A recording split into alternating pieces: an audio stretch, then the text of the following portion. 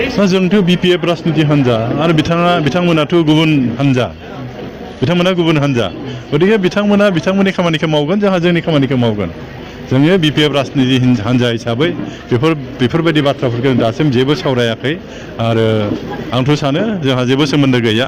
मानसि हिसाबै हयथ' सोमोन्दो थानो हागौ खिन्थु सांगठनिक दिखाव जोंहा जेबो बिथांमोनजों जेबो सोमोन्दो गैया बिथांमोना मोनसे संगठन हिसाबै बिथांमोनाबो अधिकार दं गावनि मोनदांथिखौ मोनथायखौ बिनाया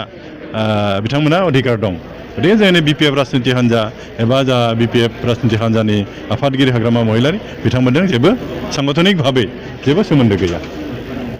इन्ट्र' भिडिअ'आव नोंथांमोना जायखौ नुदों बेखौ नोंथांमोना नटिस खालामदोंना गाइस नटिस खालामदों मानाव गेदेर BTCनि डिपुटि चिफ रिहन दैमारि सार प्लास MLA बिथाङा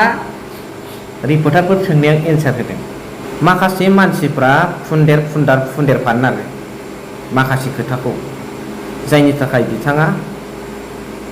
क्लियार खालामनानै होदों रायजो राजाफोरनि सिगाङाव दिनैबो बिथांनि क्लियार खालामखांनायनि उनाव सोरबाया गोनो गोथो जानानै माबा माबि बुंदों जानो हागौ ससियेल मिडियानि गेजेरजों बेफोरखौ बाद हो बे ओरैनो थाम्फैफोर बादिसो थाम्फैया जेरैहाय मानसिनाव अरो थै लोङो डिस्टार्ब खालामो बें बें खोमायाव गाबो खिन्थु बियो लोरोबो समाव हाया जोंखौ फोथैनो हाया दिनै मानगोनां रिहन दैमारि सारा बेखौ जबाब होनांगौनि गोनांथि गैयामोन अब्लाबो बिथाङा होबाय सोरनिबा फुनलानाय सोरनिबा नंथारै बानसावनायाव रिहन दैमारि सारा गासिखौबो एन्सार होजोबनांगौ गैयामोन अब्लाबो बिथाङा होबाय बिथाङा गेदेर मानसि सासे BTCनि डिपुटि चिफ प्लास MLA सोरबा फिसा फिसा खोथा बुंथिलानायाव फुनदेरला फानदारनायाव मानो होनबा असैथोआ जाय फुनदेरफाग्रा बा फुनदेरलाग्रा बियो मालाबाबो बिथांमोननि खोथाया रज'खाया बेखौ बयबो मिथिखायो नाथाय मानाव गेदेर जोंना मानगोनां रिहन दैमारि सारा बिनि एन्सारखौ होदों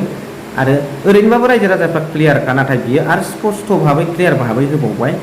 दिनै बुजिबावबाय रायजो राजाफ्रा जायफोर गोनो गोथोआव दंबावोमोन बियो क्लियार जाबाय दिनै गोबां ससियेल मिडिया क्रिएटर्सफ्रा फुनलाबायनो नागिरदों सोरनिबा खोथा लानानै फुनला देरनो नागिरदों बनसु हारिनि बर' हारिनि खामानि मावग्रा नाथाय जेब्ला थांबाय थानाय लामायाव हेंथा जानानै गसंथेयो अब्ला माखासे खोथाखौ क्लियार खालामनांगौ जायो जेरै आं बुंदोंसो ससियेल मिडियानि गेजेरजों BPF दोलोआ दिनै सरखार दानानै दिसपुर आरो दिल्लीयावबो नै जानो थांगासिनो दं BTC आवथा आवग्रिनानै लादों खामानि मावदों सुबुंफोरजों मोजां मोनदादों बेखौ माखासे प्लेन पलिसि बाहायनानै अपोजिसन पार्टिफ्रा दिनै माखासे खैसार सानानै फुन्दार खालामदों जायनि जाहोनाव दिनै रिहन दैमारि सारा क्लियार खालामना होदों नाथाय बिथांमोना राजनितिक दोलो बिथांमोना सरकार हिसाबै मावगोन सरकारनि खामानिफोरखौ आरो सिगां सारिनि बिथांमोना आन्दलनकारि नेता जोङो सनमान होनो रोंनांगोन बे सनमान होनानै रायज्लायनायावनो दिनै गोबां ससियेल मिडिया क्रिएटर्सफ्रा गोबां खोथा दाजाबफालाबायो आरो मालाबा बेफोरनि फिननायखौ खाट्टार रिप्लाइखौ होनांगौ जानानै फैयो बेखायनो जि धरनत আজির তারিখত সন্মানীয় রিহন दैमारि सारे क्लियारिफिकेशन দিছে নিজৰ দলৰ পৰা এই কথাটো শুনি পেলাই ৰাইজ সকলে আজিৰ তাৰিখত সম্পূৰ্ণভাৱে ক্লিয়াৰ হৈ গ'ল আৰু যি আছে বাকী মানুহবিলাক ক্লিয়াৰ নোহোৱা এইটো 100 টাইমছ বুজাই দিলেও না মানিব এইটো বাধ্য কিন্তু যাই বিথাংমনা যি ব্যক্তিসকলে আজিৰ তাৰিখত কনফিউজন হৈছিল এইটো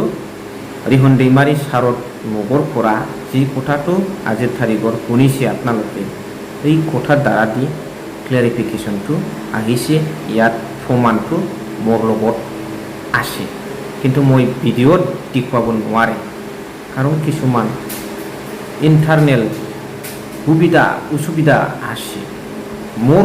মই অসুবিধা আছে এইটো নহয় যি ব্যক্তিবিলাকে আজিৰ তাৰিখত প্ৰমাণ দিবলৈ আগবাঢ়ি আহিছে সেই ব্যক্তিসকলৰ ব্যক্তিগত জীৱনত অসুবিধা থাকিব পাৰে এইটোই কিন্তু बास क्लारिफिकेसन होइबो बेनो नोंथांमोना मा सानो कमेन्ट्सनि गेजेरजों फोरमायहर बेबादि फुन्देर फुन्दारनिफ्राय गोजानाव था